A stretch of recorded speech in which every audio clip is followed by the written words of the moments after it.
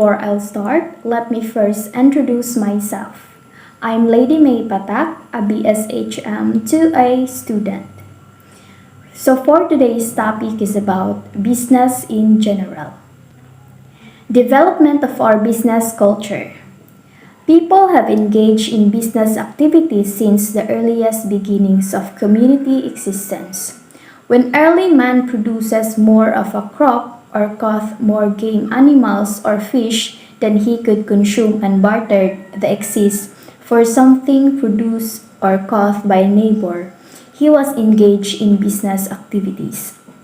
From its simple beginnings in the dim reaches of man's prehistorical past, business grew and proliferated, because increasingly complex and comprehensive until it came to dominate the overall culture of human society. Business was already highly developed in the ancient world. Recent excavations have unearthed business transactions written on clay tablets which are 6,000 years old. The Code of Hammurabi, promulgated around 2000 before Christ, had previously governing commercial transactions. The Roman Empire had a clearly defined wage system. Services and business control like accounting and business functions like insurance and banking date back to the Middle Ages. Business is equally ancient in the Philippines. It also reaches back into prehistorical times. Historians have shown that the Philippines lies at crossroads of ancient trade and migration. As early as the 9th century, Arab traders were already visiting the island. By the 12th century, Chinese traders took over most of the Philippine trade and even established trading communities in the Philippines. The galleon trade was the trade between Manila and Acapulco in Mexico, which was carried on mostly during the 18th century. The Spanish community in the Philippines tried to accumulate fortunes by speculating on the annual trip of the galleon to Acapulco and back. However, famous trade did very little for the development of the Philippines and contributed practically nothing to the fortunes of the Spaniards. The ones who obtained the profits bonanza were the Chinese. This was because the goods shipped to Acapulco, though carried by the Manila galleons, originated from the cargoes brought by the junks from China. The main item traded was Chinese silk. There were also precious metal works from India and rugs from Persia. Philippines produces were an insignificant portion of this trade. When the galleon returned from Mexico, most of the profits were immediately claimed by the Chinese and other Asia traders. Whatever remained went to the Chinese in the Philippines, who had supplied the Spaniards what they needed while waiting for the return of the galleon. These profits were then remitted by the local Chinese of their relatives in Fokien. Thus was shaped the pattern of specialization of the three people in the colonial economy. The Filipinos were the metals menials and the tillers of the soil. The Spaniards were the governors, and the Chinese and the Sanglen mestizos were the distributors, tradesmen, capitalists, and the entrepreneurs. This pattern, to a large extent, persisted throughout the colonial period until 1898, and traces of it survive even today. Business in the Philippines and in other countries of the free world is basically capitalistic in nature. This means that society entrusts the workings of the business process to the guidance of the private businessman. Businesses is capitalistic is if we have 1. Private ownership of non-personal means of production, and industrial plants, equipments, factories, transportation facilities, and other capital goods or at least the larger part of the community's capital goods are owned by the individual persons or by private corporations and not the state. 2. Production for private account. This means that private initiatives gives rise to production essential for private profit. The earning from business go to private individuals or groups. 3. Voluntary savings and the institution of bank credit. In every economy, certain basic functions have to be accomplished. The determination of what, how much, and for. Whom to produce the allocation of the goods and the services produced. Further growth of the economy. The distribution of economic benefits and maintenance of relations with other countries. In capitalist economy, otherwise known as the market economy, prices serve as indicators between the consumers and the producers. The market evolved as a result of the exchange between buyers and sellers which consequently lead to the establishment of prices. The force of supply and demand are allowed to operate with a decision taken by buyers and sellers coordinated by movement in prices. Hence, if buyers wish to purchase more than what the seller wish to sell or can supply, prices will rise. As prices increase, buyers tend to reduce their purchases while sellers increase the quantities they wish to sell. Similarly, if sellers wish to sell more than what buyers prepare to buy, prices fall causing sellers to decrease quantity sold and buyers to increase the quantity they wish to buy. The private owner's objective is engaging in business activities is the earning of a handsome profit as a result of the use of his product as assets. The motivation for profit serves as the greatest incentive for economic drive on the part of the owners of resources. Capitalism works along these lines, although an ideal market economy could hardly be achieved due to the presence of many market imperfections with result to some problems in the source allocation. The evolution of the capitalists in the Philippines dates back to the days of the barangays, which were self-sufficient in the publication of the needed commodities. Production were merely sufficient to meet the needs of the barangay members, and the limited trade wherein the people were engaged in was conducted by the barter. The arrival of the Spaniards forced the people to produce more to support the non-producing Spanish authorities. The latter's coming brought along new and more advanced methods of production like the introduction of new crops and the development of skills. The arrival of the American further led to the development of the Philippines, although we were made as an outlet of American-produced goods. The granting of independence to us led to the emergence of the Filipino entrepreneurs to continue the process of the Philippine economic development. In the Philippines, just like in any other nation, the so-called market economy does not operate in perfect situations since we can still observe the presence of the economic inequalities. The resources of production are concentrated in the hands of few, and the difference in purchasing power of individuals sometimes lend to distortion in coping the basic economic functions of what, how much, and for whom to produce. The private owner's objective to earn the highest profit, which serves as his motivating factors in production, can lead to the production to luxury items affordable by few individuals, but which can result in the exclusion of the needs of the masses. Hence, in the Philippines, government regulation and intervention in the operation of the capitalistic economy are necessary necessitated so as to meet the needs of consumers having lower purchasing power and to promote the welfare of the majority as a whole.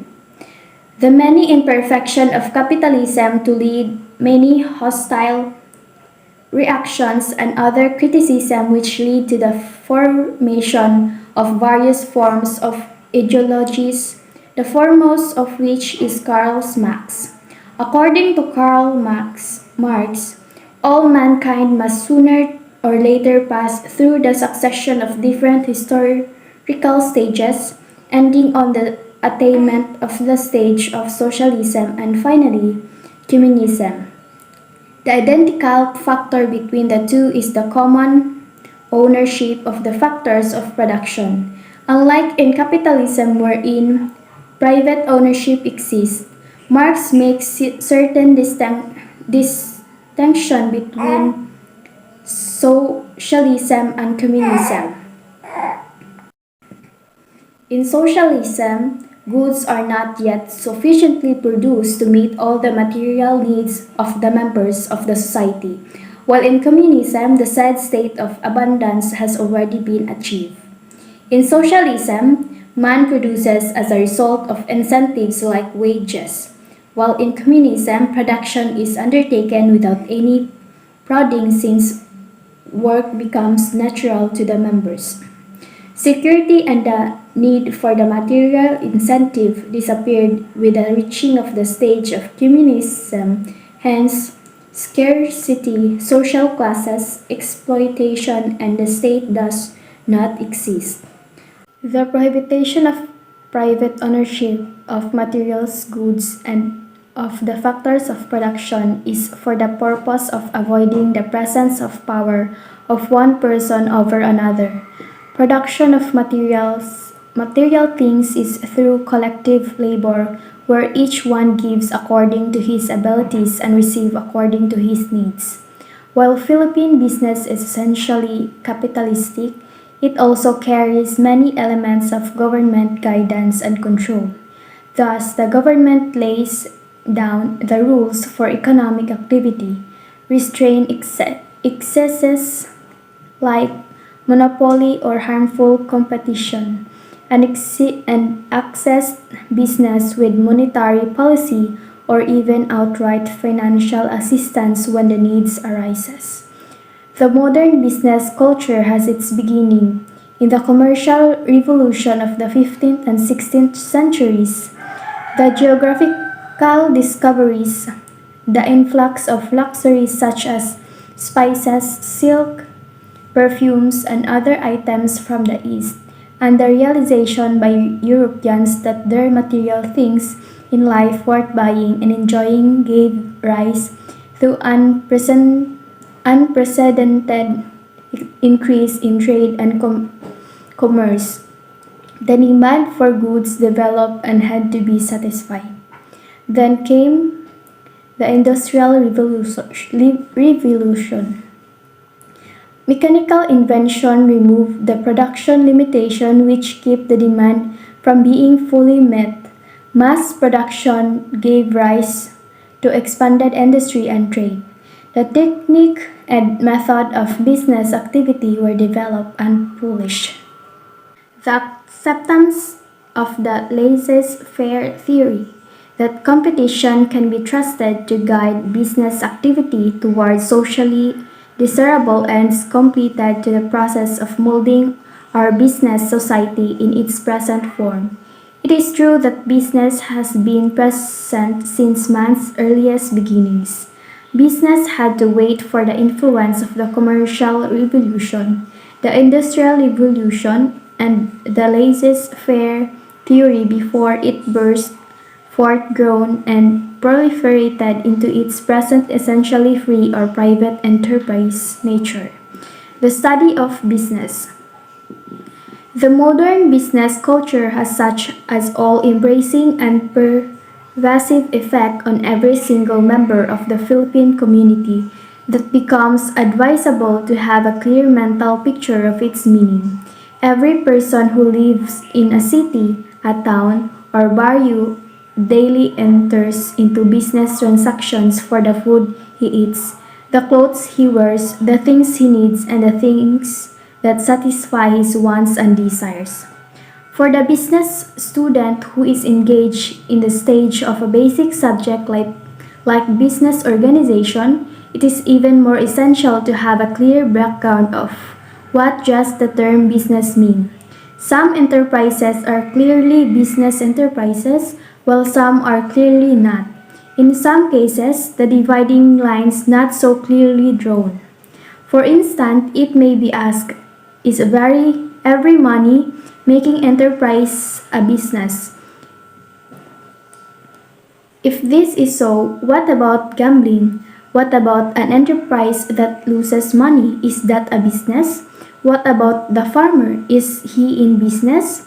What about those in the medical profession? What is the difference between a man who works for another and a man does the same work for himself? Is an inventory a businessman?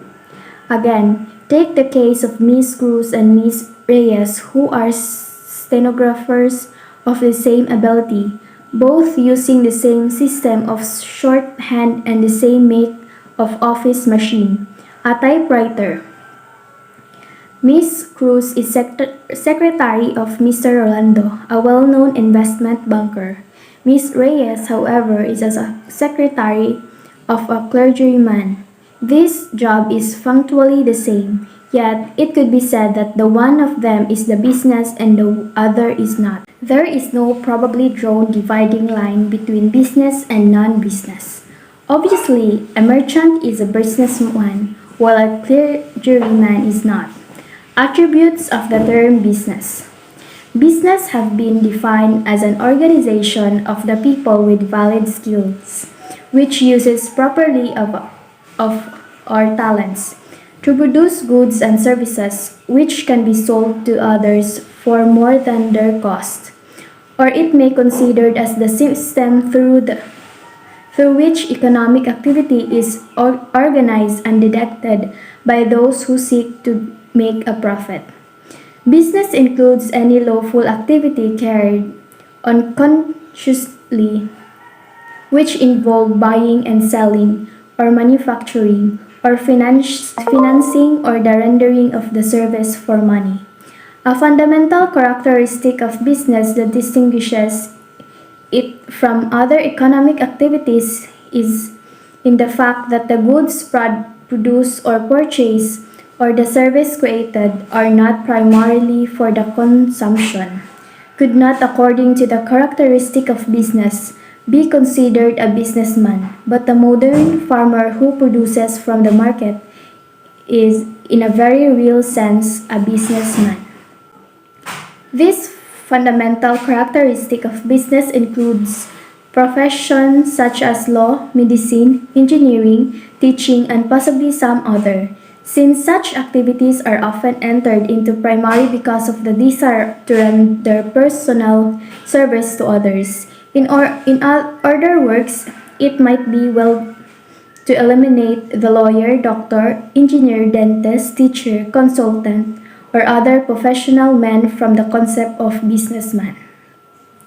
The distinguishing characteristic of a private professional man is that he deals almost entirely with persons and sells his special skills or service on a personal basis. Most professional men, within reasonable limits, render their service gratuitously to the needy, whereas most business enterprises do relatively little of such personal work.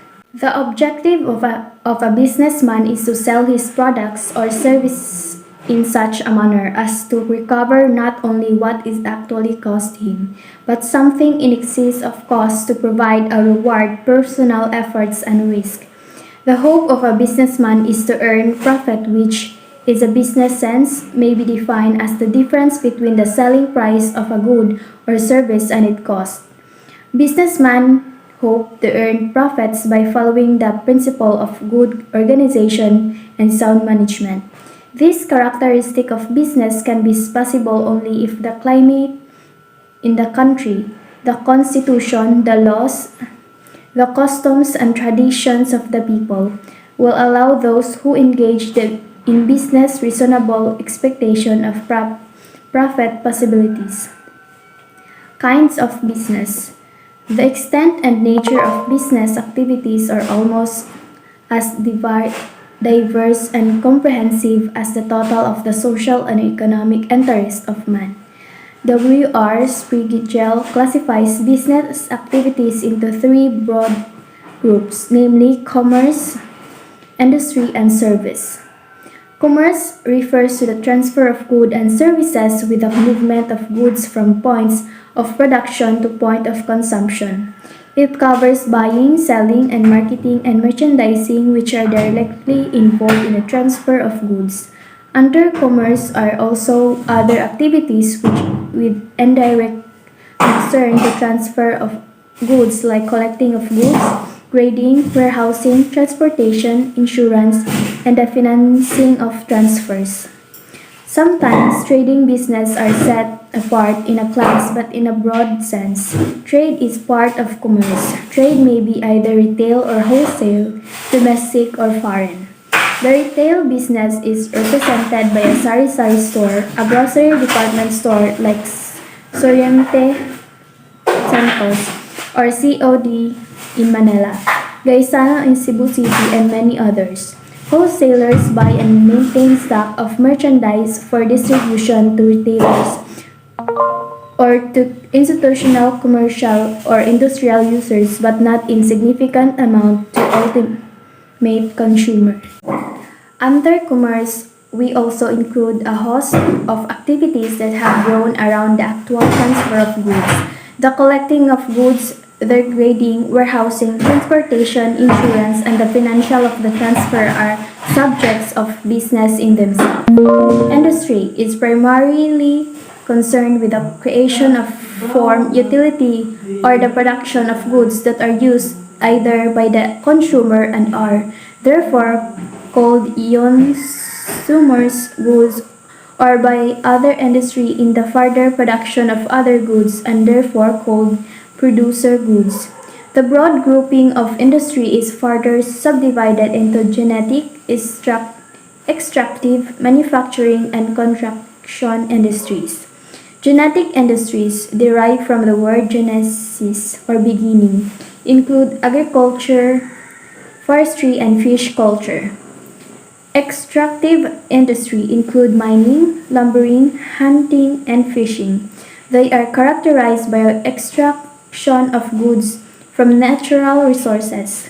Manufacturing industries are involved in the changing of raw materials or secondary products into a more useful forms. The change from basic to a more advanced form may be physical or it may be chemical. Manufacturing industries include food, beverage, tobacco, textile, footwear and wearing apparel, paper and paper products, printing, leather, rubber, chemical, machinery, electrical appliances, transportation equipment, and hundreds of other industries manufacturing other goods or products. Construction industries may range from the building of multi-million peso highways, airports, and may store skyscrapers to the move humble dwellings and residences where we live. Service are the third broad classification of business. The enterprises cater to personal needs of people, or with the rendering of a personal service. Business engaged in service are not involved in the buying and selling of goods or the manufacturing of products. Recreation service includes motion, picture, production and distribution, theater for a drama and stage presentation, television, and the like. Personal service includes such business as restaurant, hotels, lodging houses, laundry shop, beauty parlors, barber shop, portrait and photographic studies, and refreshment parlor. The students should be cautioned, however, that these broad classifications are not mutually exclusive. Certain businesses do not fall clearly into one classification and another, but may overlap into two or three groups. Thus, transportation and communication may be classified as commerce if they are essentially intended to transfer goods, but a passenger bus or a home telephone system would be performing service. Similarly, banks, financial institutions, and insurance companies may deal both commerce and industry or even services. Why people go into business? People into business a variety of reasons. They may go into the business as owners and employees or as employee. The decision to go into business and not into same other activity as the priesthood or medicine or law may be the result of conscious through the deliberate preparation over a period of years, or it may be due to the fact that a person finds no erase easier or more satisfactory way of earning a living. Whether person goes into business as an employer or an employee, he faces the hazard or loss and other problems inherent in the conduct of business. Both owner and employee need essentially the same personal characteristics that are required to succeed. Both also enjoy certain value which are derived when people go into business. For those who are free to choose, the following may control. Available funds. The availability of funds definitely limits the type of enterprise that may be formed by an individual, partnership, or corporation. Special aptitude and interest. In looking for business opportunities, one must take an inventory of his personal aptitude and interest. Training, education, and experience. Even though one has interest and an average aptitude for a given line of business. Social status of the business. Social standing influences, to a marked degree, the satisfaction that individual gets from his business endeavors. The competitive situation. The competitive situation should always be investigated. The location factor and his social peace will guide him in arriving at a decision. The presence of potential demand. Demand is another factor that must be evaluated before a final decision is made to enter a given business endeavor. Social significance of business. People have begun to realize the social economic significance of business activities since these affect all of us in some way or other, directly and indirectly. The secret of business success. Many of John D. Rockefeller's competitions went out to business not because his oil was better than theirs. Successful businessmen are better organizers as they know how to combine money and opportunity and brains to bring about successful result. And that's all. Thank you.